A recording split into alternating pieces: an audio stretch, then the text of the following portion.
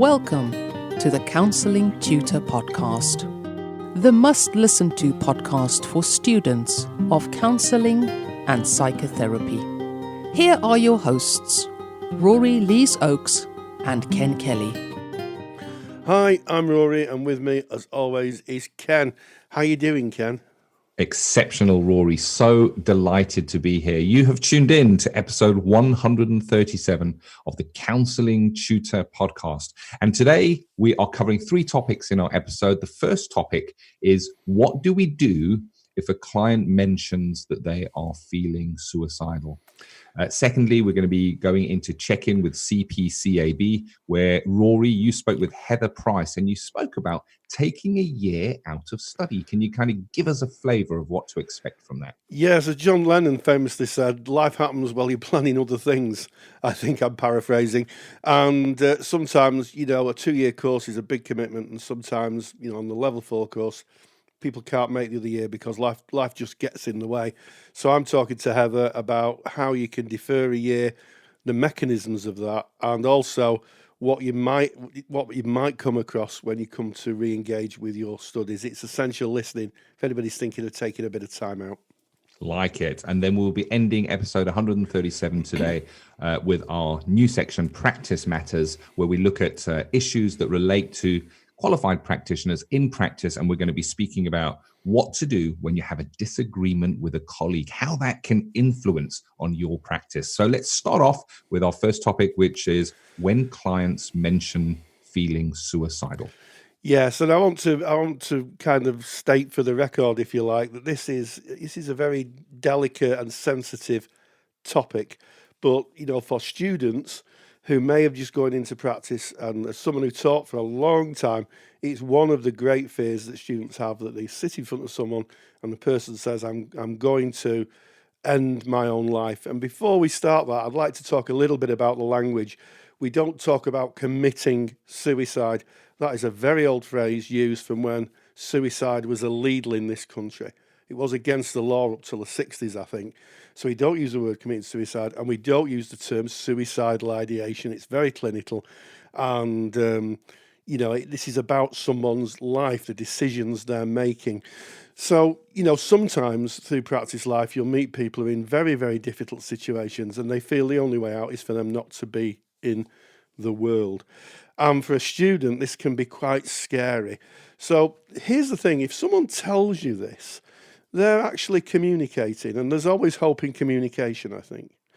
And to explore that and say, just tell me a little bit about what that means to you, because sometimes when people use the word, it's like depressed to some extent. It can mean a lot of things to a lot of different people. So the first thing is to get a sense of where they're at and to try and understand their frame of reference. Now, for a student, I think that sometimes the temptation may be to think, our agency says harm to self and harm to others, I've got to break confidentiality. And I've known some students who've kind of thought, I'll just go and get someone to help me. But sometimes just some very simple questioning and working with the client can really kind of give us a sense of where they're at. And the first thing to ask someone, I think, is just a little bit about, do they have a plan? Because if someone hasn't got a plan, they say, I don't know, then they've not really thought it through. It doesn't mean they're not going to do that, but it does mean they've not thought it through. And also, things to watch out for are indicators like people have given possessions away, they've not got any future plans. All those things up the risk, as does anyone who uses a lot of alcohol, because about 75% of suicides are done when people are under the influence of alcohol, so the statistics say. So work with the client, talk with the client, ask them what support mechanisms they've got in place, and also ask how they're going to do it. Now, a lot of people think, aren't you going to push someone into taking their own life if you ask how they're going to do it? But again, it's really useful for assessment, because if they haven't got a plan, the risk is lower. And also the risk is lower if someone hasn't attempted it before. But if someone's attempted it before, the risk goes up because they've effectively crossed a line. So you need to get that information. And also, when I spoke to Dr. Ewan Gallivan a few years ago as an expert on working with people who may want to take their own life, he said that one of the things to maybe reflect is that nothing can change if they're not here, and that therapy cannot continue. And I think if you work sensitively, thoughtfully, really understand the client's desperation, because this, not to be in the world is a pretty desperate statement of the world. And then when you've got that information, and if you still believe the client is going to, and I'm going to use the word take your own life, it's not a very popular phrase, but take their own lives, then you have a decision to make. You have a contract, and the contract, if you work for an agency, will almost certainly talk about harm to self or harm to others. It's at that point when you've got that information, you can make an assessment, and we make assessments all the time in therapy, certainly with situations like this. Then you might want to say to the client, look, I am really worried about where you're at, and would it be okay if I just spoke with a colleague? And I've known that to happen, and miracles happen where people talk to someone, they get external help, they may get an external referral, and they still are around in the world. So it's a very delicate situation. So I would say to people, you need to understand what your policies and procedures are if you're in an agency, absolutely essential. And you need to know who you talk to in cases like this. You need to know who the go-to person is. It's all about preparing yourself. As I used to say to my students, if any students listening, I'm sure they're fed up of hearing this, is, we hope for the best, but we plan for the worst. Yeah, there's no light side of this topic. However, I saw a comedy film just recently where a person mentioned, to a friend, I said, I feel I have no further options. I'm going to take my own life. And the person said to them, how are you going to do that? And the person in the film, fictitious character, said, well, I'm going to go and buy some off prescription medication. How many would I need? And the friend then said, you would need so many $100 worth. It would be a lot that you would need. And then the person says, I can't really afford that at the moment, not if I want to have a holiday later this year. And I think that just keys into what you're saying, Rory, of check the plan. Is there a specific plan in place? And you don't want to be having a knee-jerk reaction if someone should mention, I've had thoughts of taking my own life. I've certainly heard those words in my own practice many times before. And we need to remember, when a person is presenting into counselling, often, not always, but often they can find themselves in a really difficult situation. They can see no options, no other ways out, but they're there, they're with you. They came in for that reason. So it may be something that they may mention. And it's about being mindful of what they're saying, being really careful, listen intently, and just respecting them for who they are and what they are bringing, and doing, as you say, Rory, kind of just exploring what that means, because very often it can just be a term, a phrase. I can't see any other way other than this. And Rory, you mentioned the lecture that we have in our paid for resource that you did with Dr. Ewan Gallivan, and that is available if you are a member of our paid for resources, either as a student or as a qualified practitioner. Any of our levels, that is available to you. You can just go on in there and have a listen to that. And it's well worth listening to. What we don't want to be doing as counselors, if we don't have any training, is trying to work with that. If there is a definite plan in place and the person has shown themselves to be really serious, you don't want to be working with that. Don't want to be trying to talk them out of that if you do not have the relevant training. You haven't done the CPD, because you'll be working outside of your competence, and you don't want to be doing that when the stakes, I guess, are so high. Absolutely, Ken. And as you say, it is all about training. There's a lot of courses. We've referred to the Ewan Gallivan podcast, which is really, really useful. That's in the CSR. Ewan Gallivan is one of the leading authorities, I'm going to say, in the world on suicide, and it was really interesting. I learned a lot, and there's some well-known fallacies that really need busting, and one of them is that people who say they're going to commit suicide aren't going to do it. That's not true. And also, suicide rates raised quite dramatically in the spring. You're not quite sure why, but there's something maybe to do with the better weather and people can get out and about. So there are things to look at, and there's certain age groups that are at higher risk than others. So I would really suggest that people do that research. There's a lot of research online that you can find. And also, sometimes you can contract with a client. So in the times this has happened to me, I've said to the client, look, can we make a contract between now and next week that you won't take any action and see how you are next week? And I've done that a lot of times. And it's amazing. The person turns in the next week and says, I'm feeling a lot better. I'm feeling a lot better. I'm in a completely different place. And sometimes, as Ken alluded to, someone saying, how many pills do I need?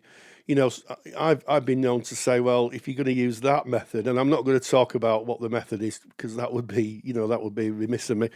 All that will probably happen is you'll be on kidney dialysis. You won't actually die. You'll probably just be on kidney dialysis. So sometimes it's about the reality of reflecting what will happen, because we live in the real world as therapists. And also a little kind of voice of hope. I've been practicing for, I think, about 17 or 18 years now, and it's only happened to me about 3 times in my entire career. So, I don't think it's something that happens all the time, but be prepared, do the work, find out, if you're a student, who the person to go to is if you do believe that the person is really, really at risk. 100%. And keep in mind, all of this always starts with your contracting. That very first time that you and that client meet, this is when you outline what is on offer, and you outline kind of the boundaries of your relationship. And if you do have an agency policy that suggests self-harm to others, that should be mentioned in your contract, but not just mentioned, it should also be explained. As trainee counselors, as qualified practitioners, we understand what harm to self, harm to others means. It makes 100% sense to us because we'd studied it in our course. But a client coming in who is hearing those words for the first time, take some time to explain what that is. And from my very own contract, I go into harm to self, harm to others, because I ran my own private practice, and it was something I decided to put in to my contract. And I would just describe that. I would say, and kind of what that means is, if you were to indicate that you've got an axe in the car and you're going round to that person now and you're going to sort this out, that would indicate harm to others. And that would mean that I would need to break confidentiality. And this is how I might do that. And then harm to self. Similarly, I would say, if you had mentioned, I'm going now, I'm going to get in my car, I'm going to go and buy a big bottle of vodka, and I've got the pills at home already. And as soon as I get there, I'm going to pull out the phone, close the curtains, drink the vodka and take those pills. That would indicate harm to self, and I would need to break confidentiality. So be really clear in your contracting, and of course, look to the management of your practice of how you take those notes. Go to your supervisor, discuss it, and of course, if the need presents itself, to your line manager within your placement or practice. Absolutely. And one final thing, of course, if there is notes, you mentioned notes, Ken, write it up in your notes. Make sure that you're factual about what's been said.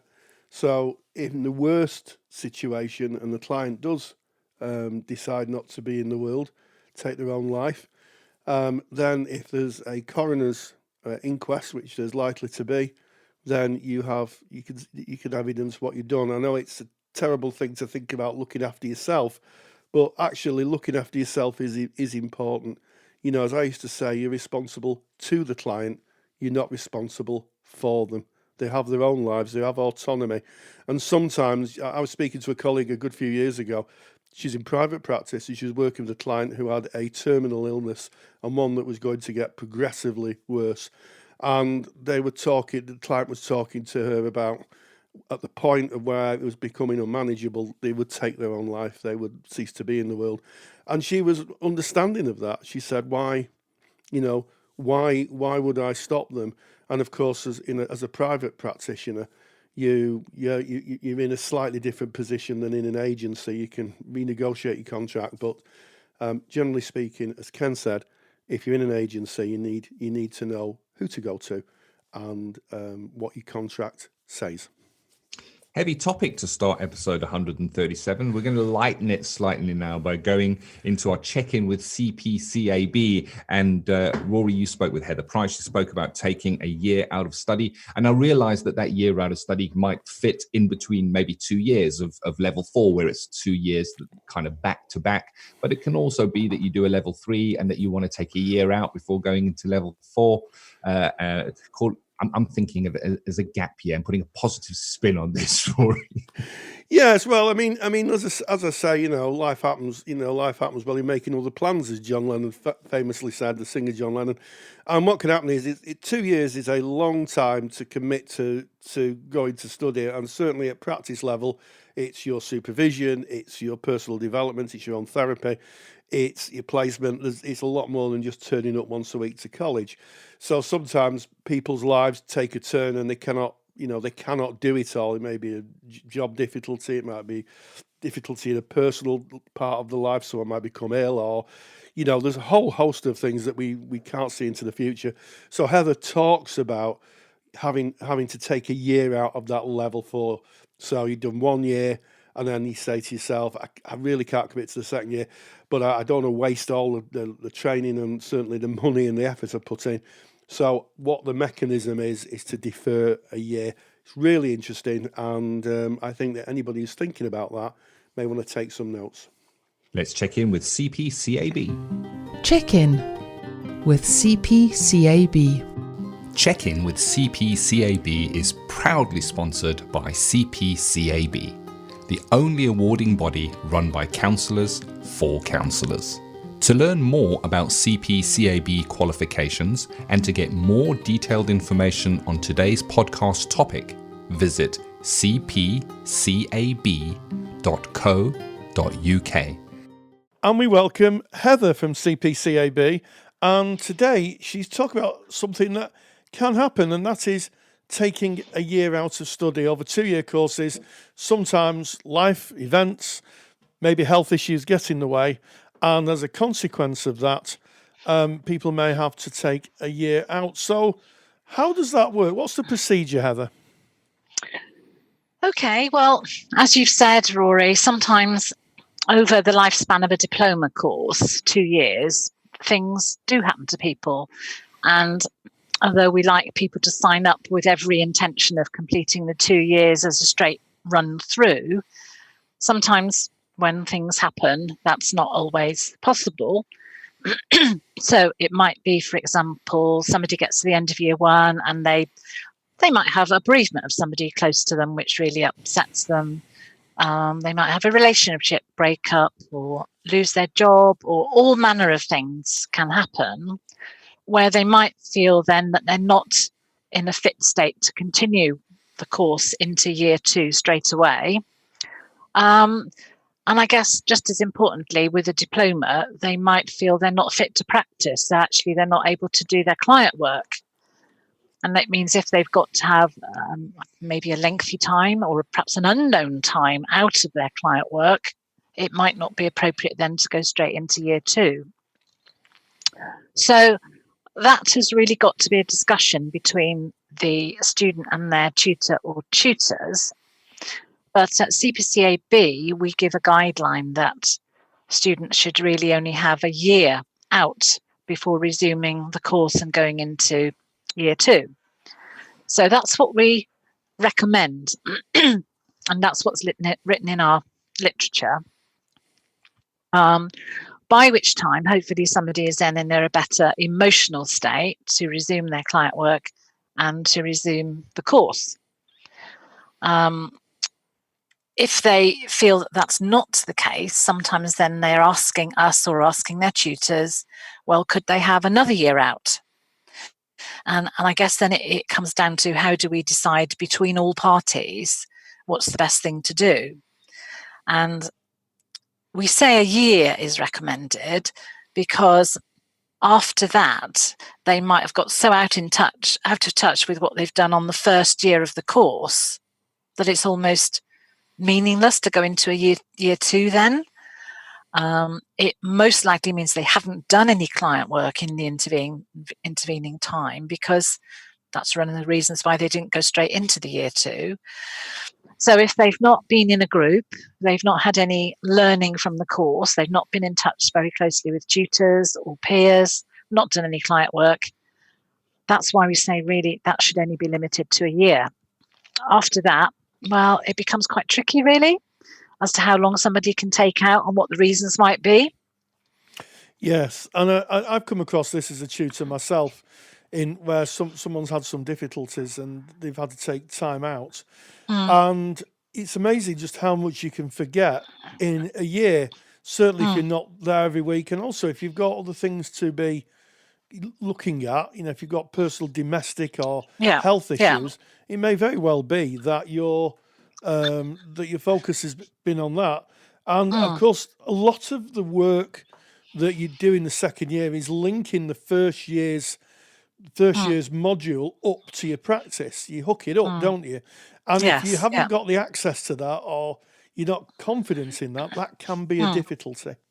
And it can cause placement issues, because we advise tutors not to take anyone into the second year who hasn't got a placement.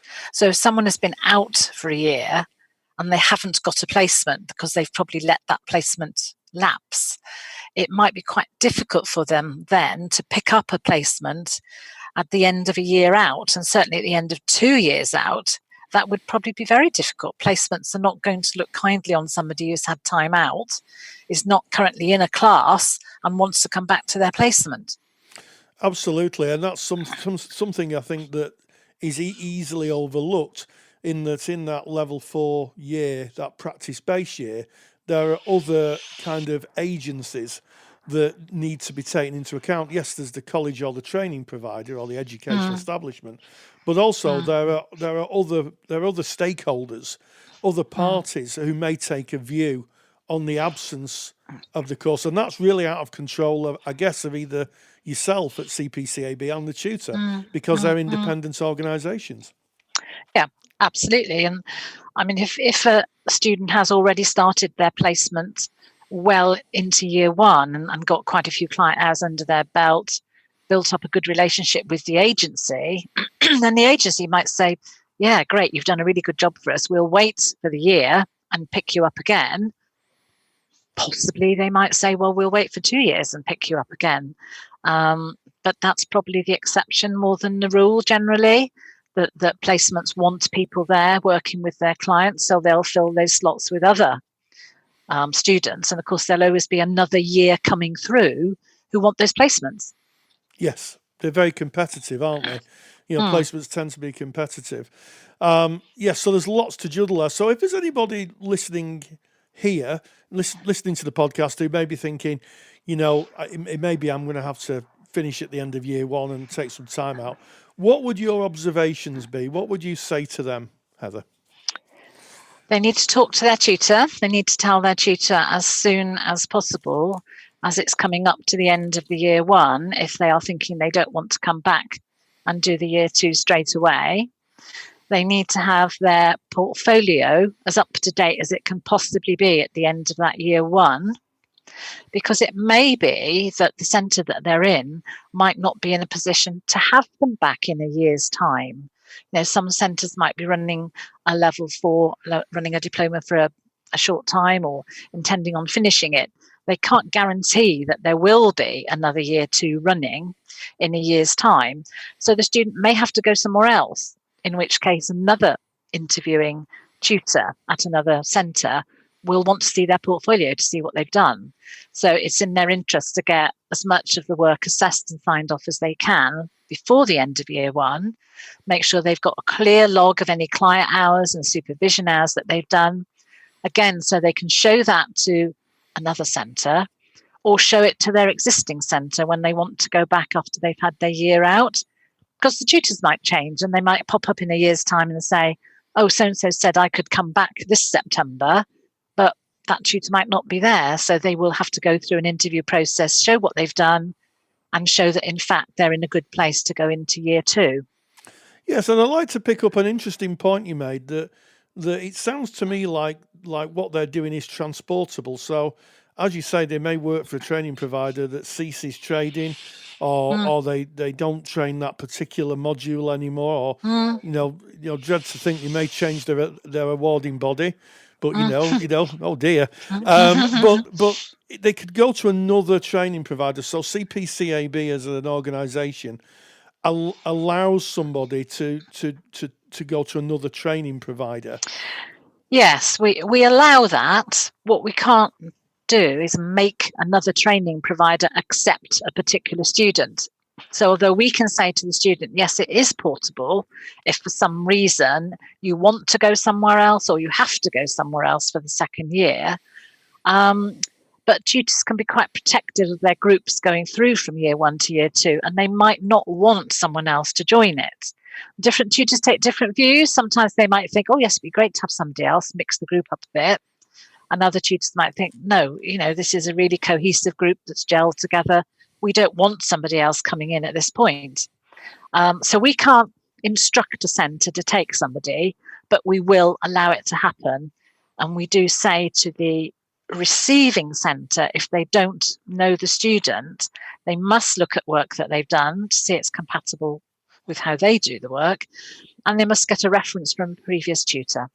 Absolutely, because with the best will in the world, someone could appear and say, oh, I've had a year out because of illness, but actually there could be other reasons that they left, and it's essential, certainly if you're going into client-facing work, that any tutor is confident the person they're taking on is able and is in a kind of a mental and kind of emotional place to be able to carry on the course. That's really interesting. Absolutely. A little caveat I'll put in for those people who may not be on CPCAB courses is that each awarding body has its own procedure. If you are or university, so if you are in that situation, as Heather said, no matter what awarding body you're with, speak to your tutor sooner or later, and check with the awarding body on what their policies and procedures are around that. But that's been very enlightening, Heather. So, well, and I'll just add one last thing is that for students then that are worrying, thinking, well, I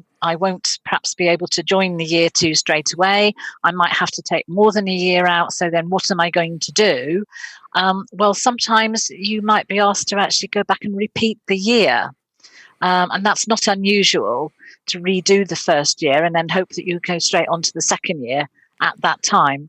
And I know it can seem like a real backward step, and it's more money, more time, etc. But sometimes that's the only way of actually then picking up a new placement. Yes, absolutely. Well, I think you made that really clear. My takeaway from this will be that there are other agencies, other stakeholders that get involved in taking people on, so that has to be considered. And also, as you rightly said, some groups are so cohesive that tutors may be concerned about introducing someone new into the group, and that might kind of have an impact on those dynamics. But as always, Heather, thank you for taking the time, and super valuable information, so thank you very much.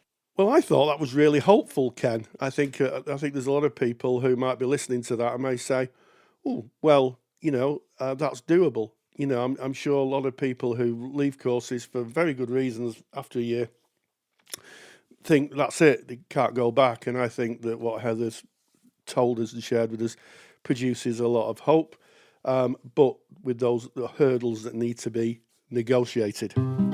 Practice Matters. Practice Matters is proudly sponsored by Backpack. Backpack is a user-friendly client management software product designed especially for counsellors and psychotherapists. It simplifies your workflow, takes the grind out of admin, and allows you to spend more of your valuable time with your clients. Get a 30-day free trial of Backpack and 30% discount by using the discount code CT2020. www.bac-pac.co.uk. Items, topics to help you as a practitioner. And today we're talking about disagreement with colleagues. Yes, it's really interesting. Many years ago, when I was training, I read a chapter of a book, and I've been desperately trying to find which one it was, but I can't. But I do remember it really clearly, and it said just because one therapist acts in a certain way, and you would act in a different way, doesn't mean that they're acting unethically. It just means that you've got two different views. And I think that if you're working with therapists or you're associating with therapists, maybe if, you're working in an agency as a paid therapist, or you're working as part of a multidisciplinary team, sometimes there can be a clash of the heads, and heads can bump. And I think there's a professional way of working with this. And I think sometimes that if you have a difficulty with a colleague, is to sit and consider what the difficulty is. Is it their difficulty or is it yours, first of all? Because sometimes we can get a little stuck believing that our view of the world is actually everyone else's view of the world, and that's not true. I've come across colleagues who've had a very fixed view on things, and actually, we're a very wide tribe, a very broad church, I think is the term.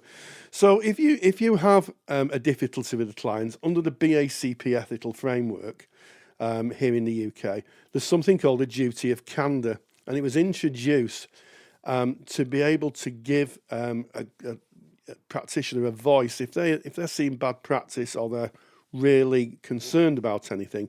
There is an ethical duty on them to actually speak out, and I think that's a really, really good thing.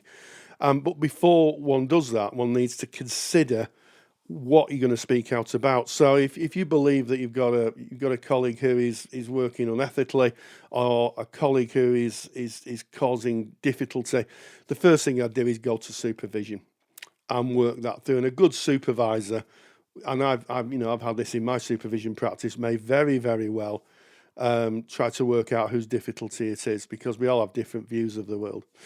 And sometimes just going to mediation is a good thing. It might be just you and your colleague going to see the manager and saying, look, this is my view, this is my colleague's view.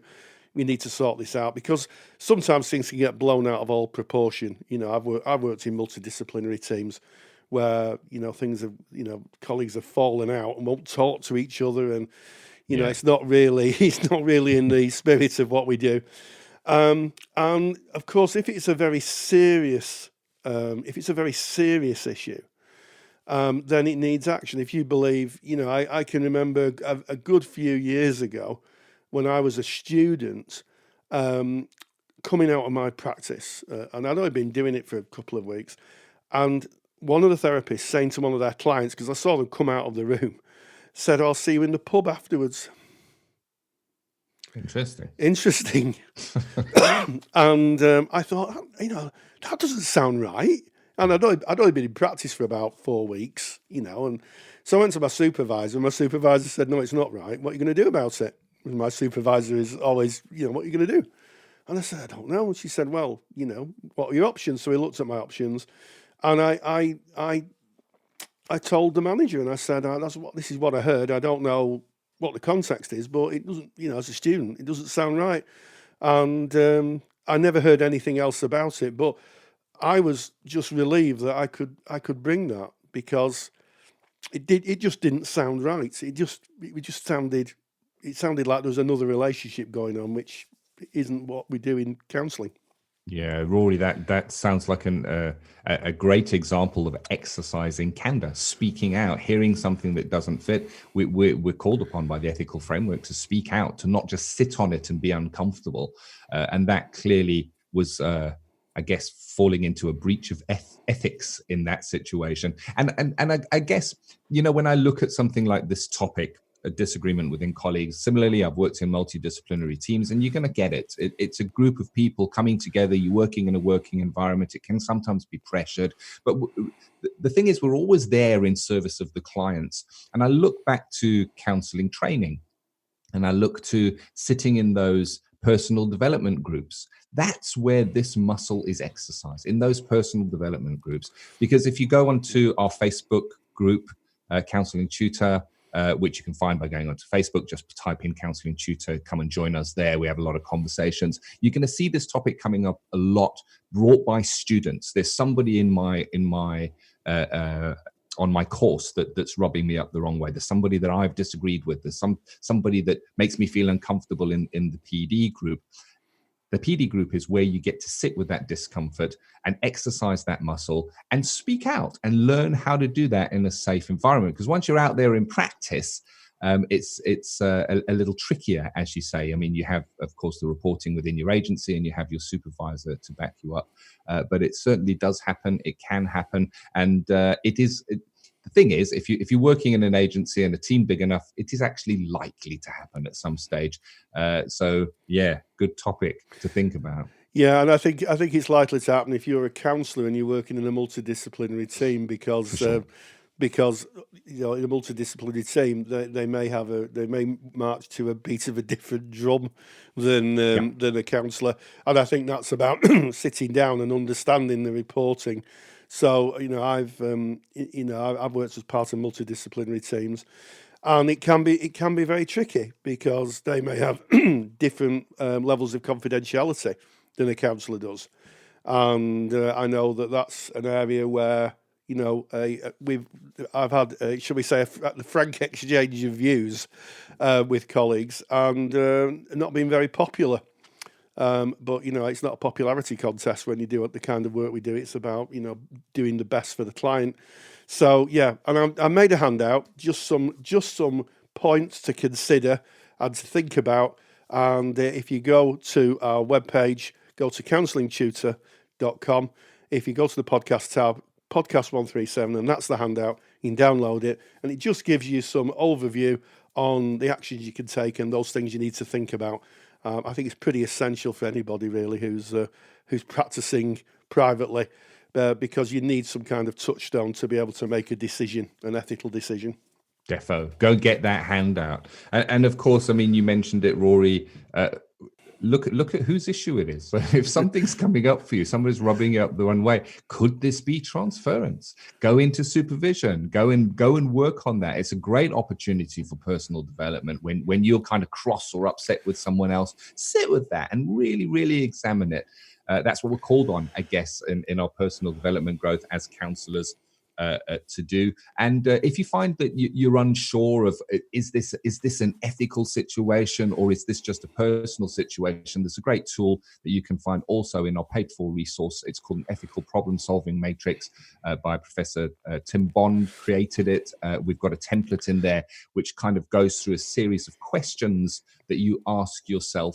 And the very first question on the problem solving matrix is, whose issue is this? Is it mine? Is it the other person's? Is it the agency's? Is it the client's? And that's a great question to start with. But it walks you through a number of questions to do, I guess, defendable decision making. If you do need to report that you can at least outline the process that you've taken to do that.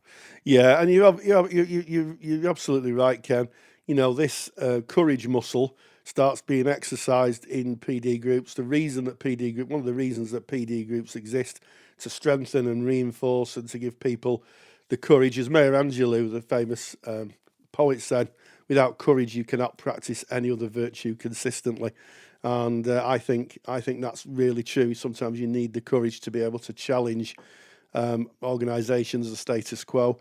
Might not make you very popular, but I speak from experience. But sometimes things just have to be said. But what a great episode! We talked about the very sensitive issue of suicide and how to work with the clients who may have those feelings. Then we checked in with CPCAB with Heather. Talked about what happens if you want to take a year out of your level 4 qualification, how that might look, and then we finished by talking about how to handle disagreements with colleagues. So I hope you've enjoyed that episode, and as always, hey, stay grounded and stay safe. Take the stress out of your counselling studies and get the support of Rory and I by joining us in the Counselling Study Resource. Counselling Study Resource, or CSR for short, is the world's most comprehensive assignment guidance and study support resource for students just like you of counselling and psychotherapy. See how Counselling Study Resource can help you. Visit counsellingtutor.com. That's counsellingtutor.com.